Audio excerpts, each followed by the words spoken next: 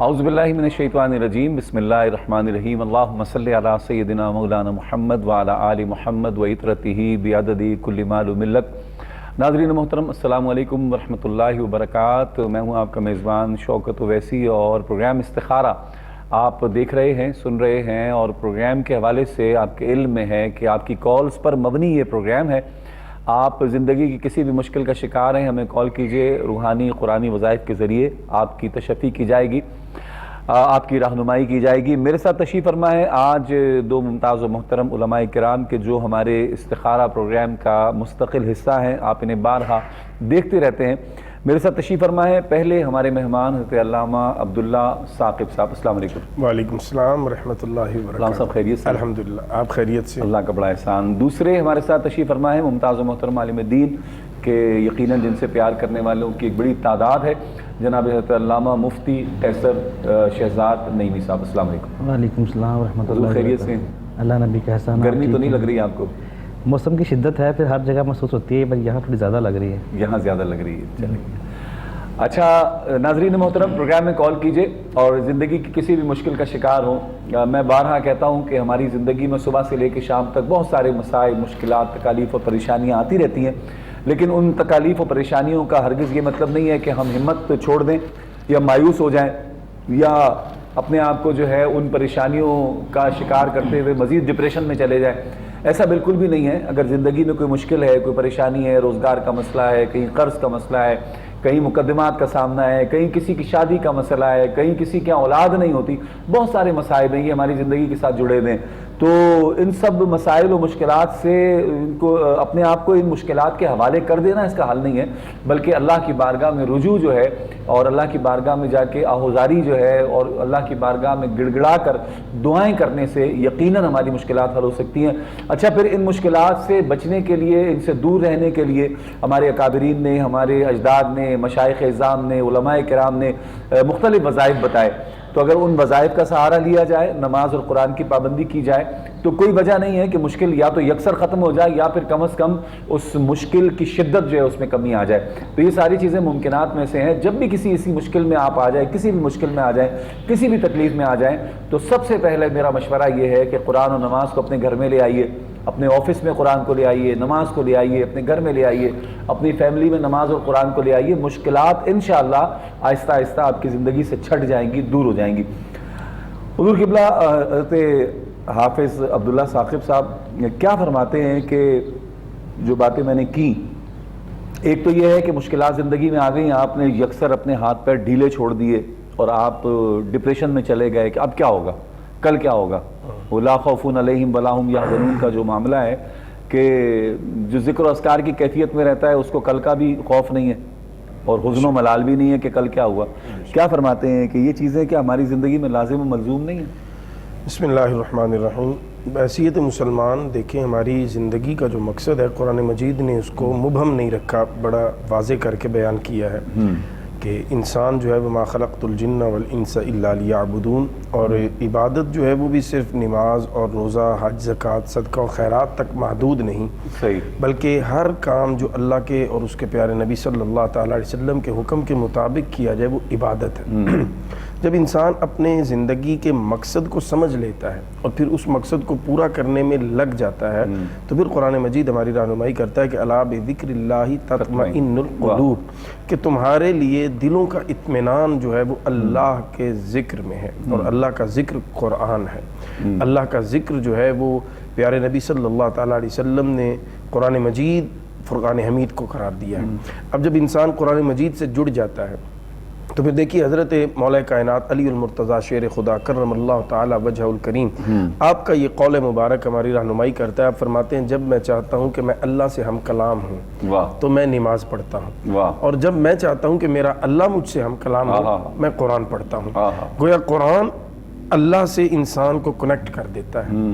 آپ اللہ آپ سے مخاطب ہے اور آپ اللہ کی بات کو پڑھ رہے ہیں، اللہ کی بات سن رہے ہیں، اور اس سے زیادہ کیفیت اطمینان کی، سکون کی اور مسرت کی کوئی اور نہیں بن سکتی۔ اسی لیے ہمارے اکابرین کا جب ہم معمول دیکھتے ہیں تو وہ قرآن مجید بہت زیادہ کثرت کے ساتھ پڑھا کرتے تھے صحیح. اور اتنا قرآن مجید کا ورد انہوں نے اپنے اوپر لازم کر رکھا تھا کہ حضرت امام اعظم ابو حنیفہ رضی اللہ تعالیٰ عنہ کے بارے میں آتا ہے کہ رمضان شریف میں آپ ہر روز 2 قرآن مجید کی تلاوت فرمایا کرتے تھے. اور حضرت مولا کائنات علی المرتضیٰ کرم اللہ تعالیٰ وجہ الکریم کے بارے میں یہ ملتا ہے ہمیں کہ آپ جب اپنی سواری پہ سوار ہونے لگتے، ایک رکاب میں پاؤں ہوتا، دوسری رکاب تک پاؤں جاتے جاتے آپ قرآن مجید کی تلاوت فرما لیا کرتے تھے.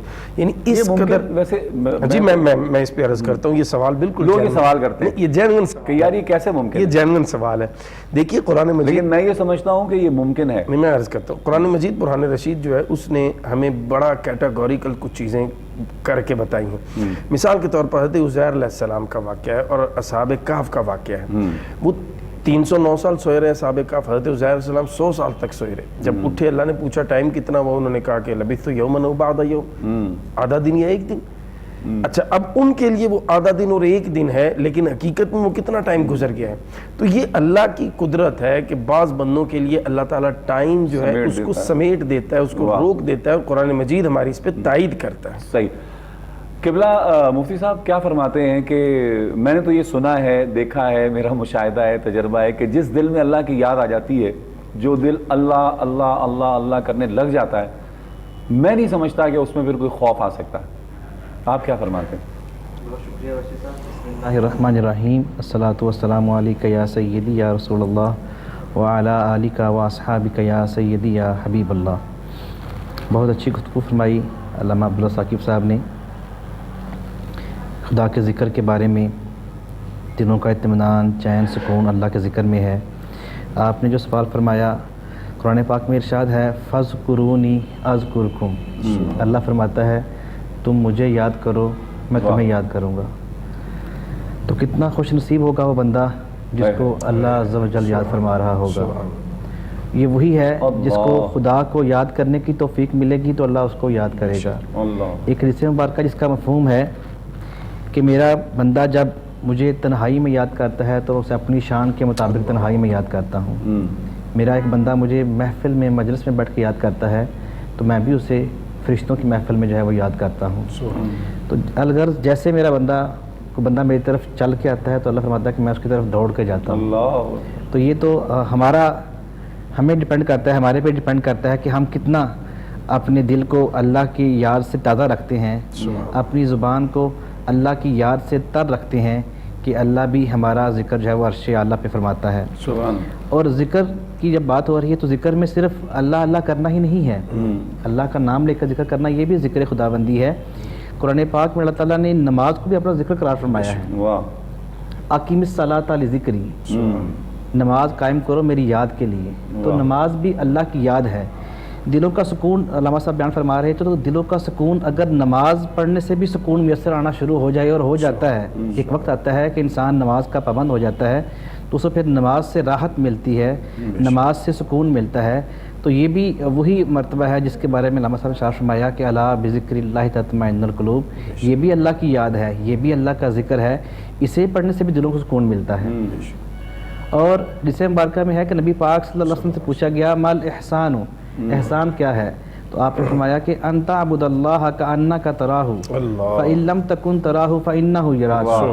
تم اللہ کی بندگی عبادت یوں کرو جیسے کہ تم اسے دیکھ رہے ہو، تم اس کی نماز تجلیات کی ظاہر کر رہے ہو.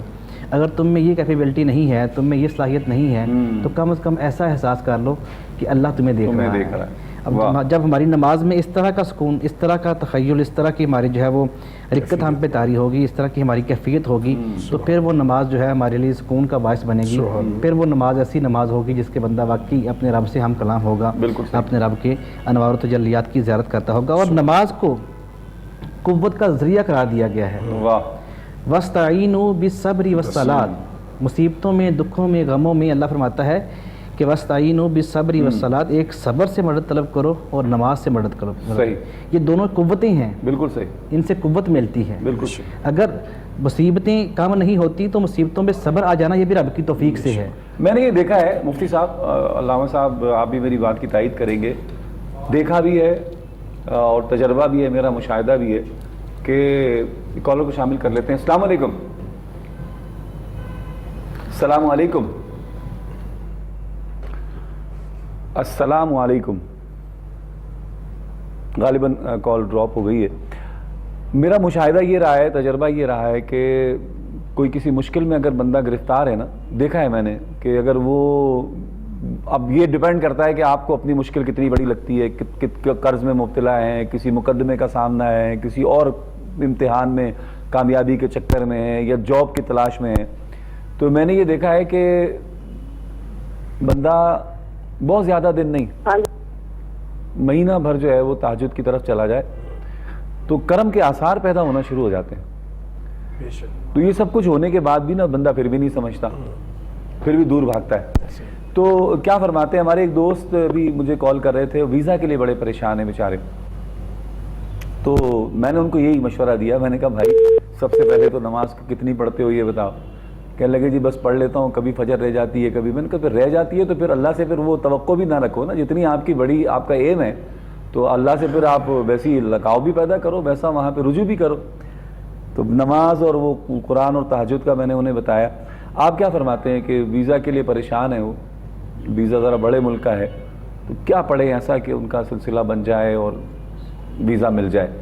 میرے لیے تو ویزا سب سے بڑا حضور کے دربار کا ہے, اس سے بڑا کوئی ویزا نہیں ہے, سب سے بڑا وہی ہے. لیکن اپنی اپنی لوگوں کی وہ ہے. کیا فرماتے ہیں؟ اصل میں دیکھیں, آپ نے جو بنیادی بات ہے وہ تو آپ نے فرما دی کہ اللہ رب العزت کے ساتھ انسان کا تعلق جتنا مضبوط ہوتا چلا جاتا ہے اتنا اس کا یقین کامل ہوتا چلا جاتا ہے. ہمارے ہاں بدقسمتی سے یہ ہے کہ ہم یقین کامل رکھ کے نہیں مانگتے. ہم مانگ رہے ہوتے ہیں تو پہلی بنیاد ہی ہماری یہ ہوتی ہے پتہ نہیں اللہ سنے گا کہ نہیں سنے گا, پتہ نہیں ہماری دعا قبول ہوگی کہ نہیں ہوگی, پتہ نہیں یہ معاملہ ایسے ہوگا کہ نہیں ہوگا. جب آپ اس غیر یقینی کے ساتھ اپنے رب سے مانگتے ہیں تو پھر آپ, میں سمجھتا ہوں کہ اپنے اس تعلق کی اللہ کے ساتھ جو ہونا چاہیے اس کی انسلٹ کر رہے ہیں, قریب بھی نہیں ہے اس کے. آپ کو تو جب اللہ تعالیٰ نے خود کہہ دیا وَإِذَا سَأَلَكَ عِبَادِي عَنِّي فَإِنِّي قَرِيبٌ أُجِيبُ دَعْوَةَ الدَّاعِ إِذَا دَعَانِي. صحیح, کہ جب مجھے پکارنے والا پکارتا ہے میں اس کی پکار کو سنتا ہوں, میں اس کی جو دعا ہے التجا ہے اس کو سنتا ہوں, اس کو پورا کرتا ہوں. تو اس لیے یقین کے ساتھ اپنے اللہ سے مانگیں. شبہ کس بات کا ہے, شک کس بات کا ہے؟ پھر جب اللہ وہ خود فرما کہہ رہا رہے ہے, ہیں, اللہ خود کہہ رہے ہیں. السلام علیکم. السلام علیکم. السلام علیکم. السلام علیکم. غالباً لائن ڈراپ ہو گئی.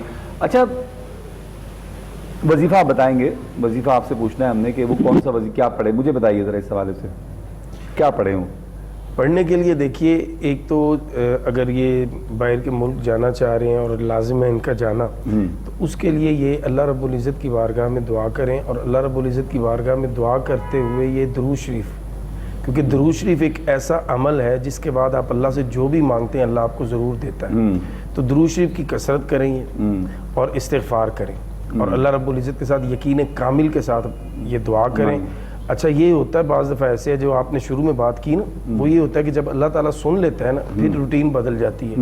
ہمارے ایک نمازی تھے, وہ اتنے پابند تھے نماز کے کہ کبھی ناغہ نہیں ان کا ہوتا تھا.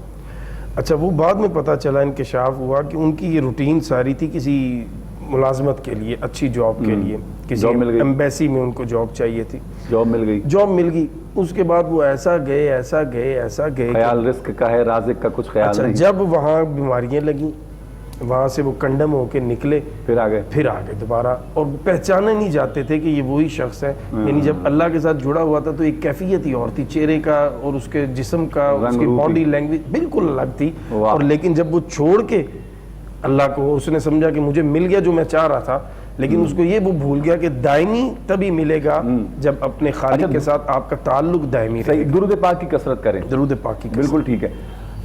قبلہ مفتی صاحب یہ بات بھی بڑی خوبصورت کی عبداللہ ثاقب صاحب نے کہ یہ جو ہم عارضی جو لوگ ہیں نا, عارضی چیز کا ایک, مثال کے طور پہ مجھے یہ چیز چاہیے, میں نے عبادت پہ زور لگا دیا, جب چیز مل گئی مجھے تو میں اپنے رب کو بھول گیا. وہ یہ ہمیں مختلف اس کتابوں میں بھی اور احادیث میں بھی بات واضح نظر آتی ہے کہ بندہ جو ہے بڑی جلدی وہ سرکشی کی طرف جاتا ہے, اس کا نفس جو ہے. اچھا ایک مختصر سا وقفہ ہے جناب, وقفے پر جائیں گے پھر انشاءاللہ آپ سے کنٹینیو کریں گے. حاضر ہوتے ہیں ایک مختصر سے وقفے کے بعد.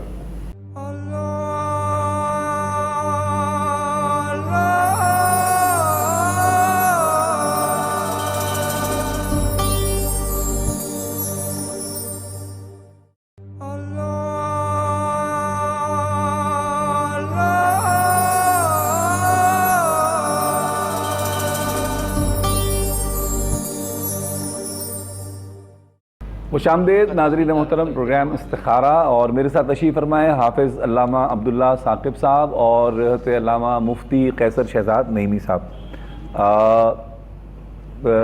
گفتگو ہماری ذکر اللہ کے حوالے سے خاص طور پر میں اس لیے بھی ان پروگرامز میں کرنے کی کوشش کر رہا ہوں کہ ایک تو شعبان المعظم کا مہینہ ہے، اس کے بعد رمضان الکریم کا مہینہ آ رہا ہے، اور وہ مہینہ ہے کہ جس میں صرف پکوڑوں دہی بڑوں اور اس پر ہم نے زور نہیں دینا، بلکہ ذکر اللہ پر زور دینا ہے، اللہ کے ذکر پر، قرآن پر اور نماز پہ زور دینا ہے۔ تو اس لیے تھوڑا سا میں چاہ رہا ہوں کہ یہ تھوڑی باتیں ہو جائیں تاکہ ہمارے دل کی دنیا تھوڑی سی نرم پڑنا شروع ہو جائے، اور جب ہم رمضان میں انٹر ہوں، پہلا روزہ ہو، تو ہم کثرت سے قرآن پڑھنے والے بن جائیں، نمازوں کی طرف جانے والے بن جائیں، ذکر کرنے والے بن جائیں۔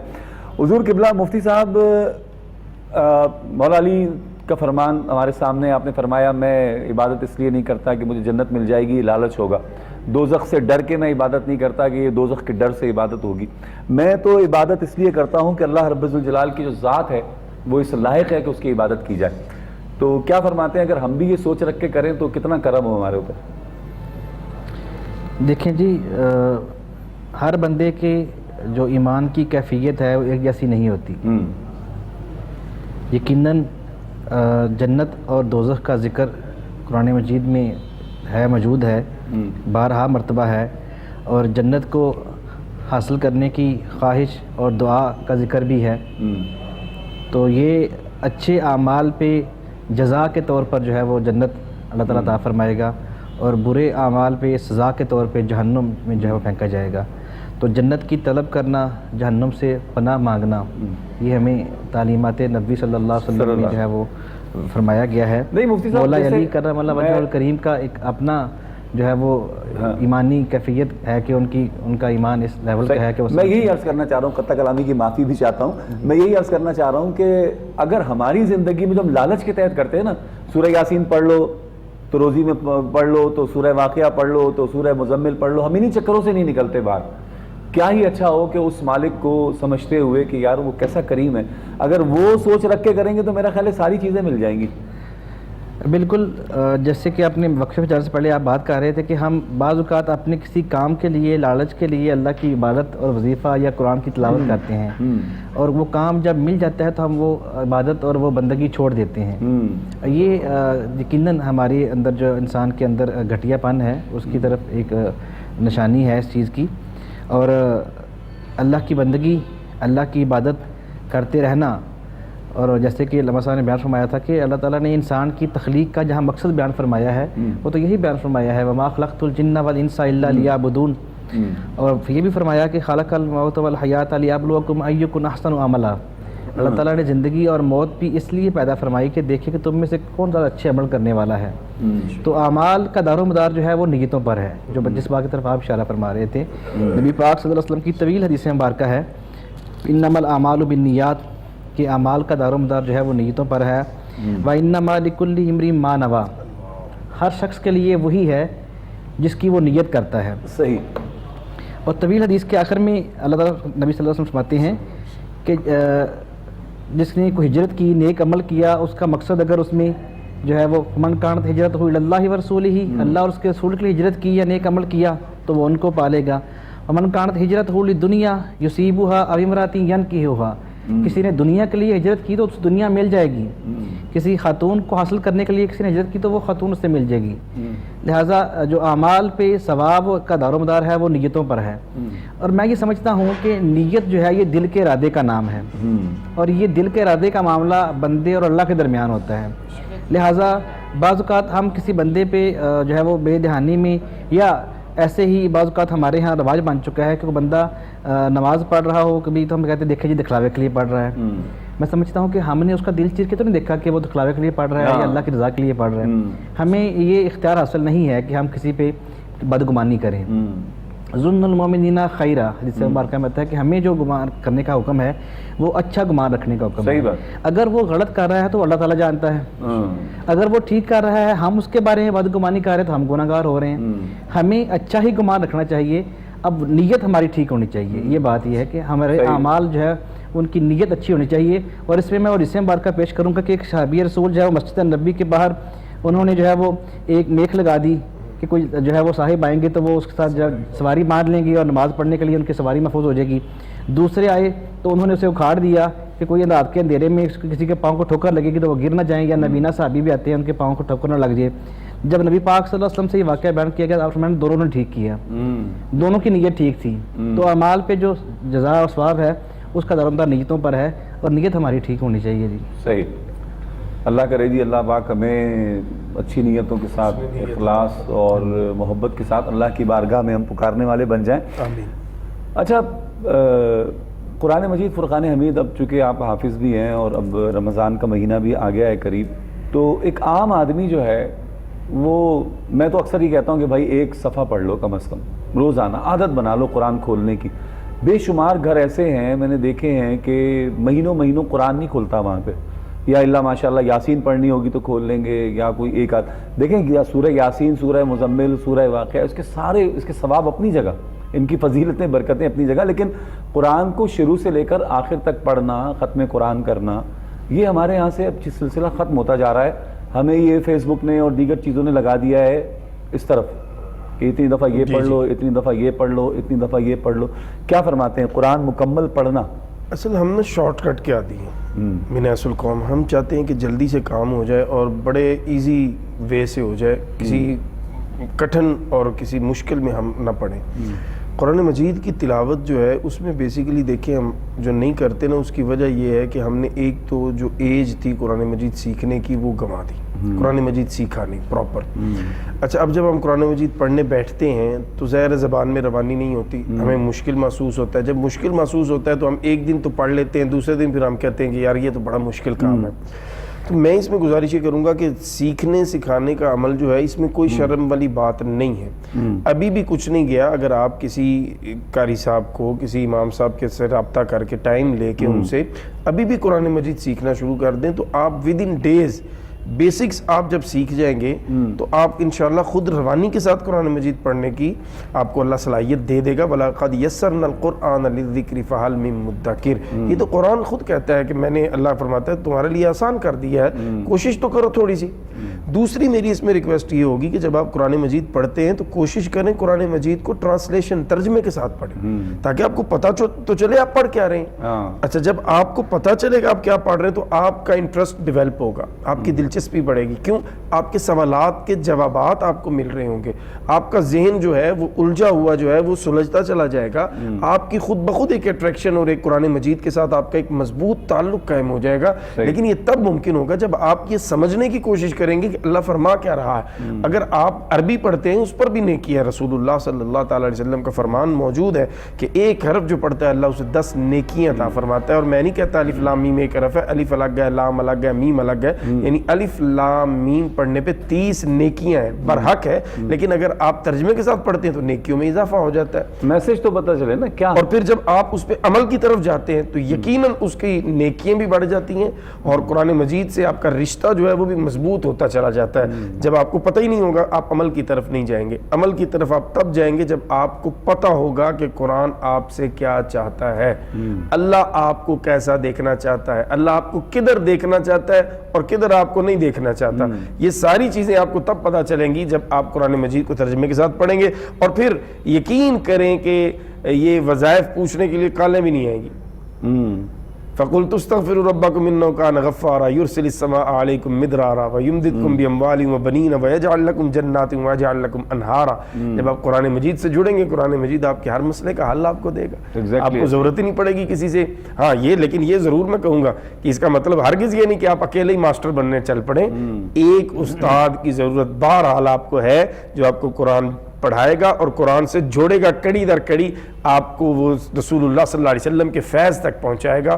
اور یہ تبھی پاسبل ہوگا جب آپ کسی استاد سے بیٹھ کے پڑھیں گے, خود سے نہیں. کیونکہ خود سے جب بندہ پڑھتا ہے تو پھر ٹھوکریں کھاتا ہے. یضل بھی کثیرا ویہدی بھی کثیرا, یہ بھی اللہ کا قرآن کہتا ہے. لہذا خود سے نہیں, کسی استاد سے, اور استاد بھی وہ جو کسی سے آگے استاد سے پڑھا ہوا, تاکہ کڑی سے کڑی جڑ کے وہ سلسلہ تعلیم و تعلم جناب رسول اللہ صلی اللہ علیہ وسلم تک پہنچے. بہت شکریہ جناب علامہ صاحب, آپ کا بھی شکریہ. مفتی صاحب آپ کا بھی شکریہ. آخر میں دعا آپ فرمائیں گے اور گرمی کے لیے بھی دعا فرمائیں کہ آنے والے دن جو ہے ٹھنڈے ہو جائیں. اور چونکہ رمضان کی آمد ہے۔ ناظرین محترم، پروگرام کا وقت تمام ہوا۔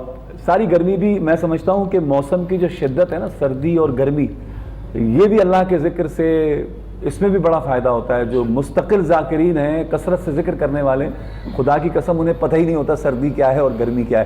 اپنے میزبان شوکت اویسی کو اجازت دیجیے، انشاءاللہ کل آپ سے پھر ملاقات ہوگی۔ اللہ نگہبان۔ صلی اللہ علی محمد النبی الامی وآلہ وبارک وسلم، صلاۃ و سلام علیک یا سیدی یا رسول اللہ یا رب العالمین یا ارحم الراحمین۔ جتنے بھی احباب ہماری دعا میں شامل ہیں، ان سب کے والدین میں سے، عزیز و اقارب میں سے، اہل و یار سے، جو بھی دنیا فانی سے حالت ایمان میں چلے گی، سب کی بخشش و مغفرت فرما یا ارحم الراحمین۔ بالخصوص میرے ہمزلف ڈاکٹر آفتاب صاحب پچھلے دن وفات پا گئے، ان کی بخشش کی دعا کرتے ہیں، قبول و منظور فرما، ان کی قبر پہ کروڑوں رحمتوں کا نزول فرما۔ باری تعالیٰ جتنے بھی دعا میں شامل ہیں، یہ خود یا اہل و یال جو بھی کوئی جہاں بھی کہیں بیمار ہیں، جسمانی روحانی تمام امراض سے شفا عطا فرما۔ بالخصوص علامہ عبداللہ صاحب کے صاحبزادے روڈ ایکسیڈنٹ میں زخمی ہیں، باری تعالیٰ ان کے لیے شفا کی دعا کرتے ہیں، شفا یابی عطا فرما یا ارحم الراحمین۔ موسم کی شدت ہے، باری تعالیٰ تیرے پیارے ماہ مبارک اس کی آمد ہے، رحمت کی بارش عطا فرما۔ باری تعالیٰ ٹھنڈی ہواؤں کے ساتھ رحمت کی بارش عطا فرما یا ارحم الراحمین۔ ہم سب کے دلوں پہ رحمت کی بارش عطا فرما، ہم سب کو نبی پاک صلی اللہ علیہ وسلم کی سچی پکی اتباع اور محبت کرنے کی توفیق عطا فرما، قرآن اور صاحب قرآن کے ساتھ جڑ جانے کی توفیق عطا فرما یا ارحم الراحمین۔ کوہ نور چینل اور اس کی پوری ٹیم اور استخارہ پروگرام کی پوری ٹیم کی خیر فرما۔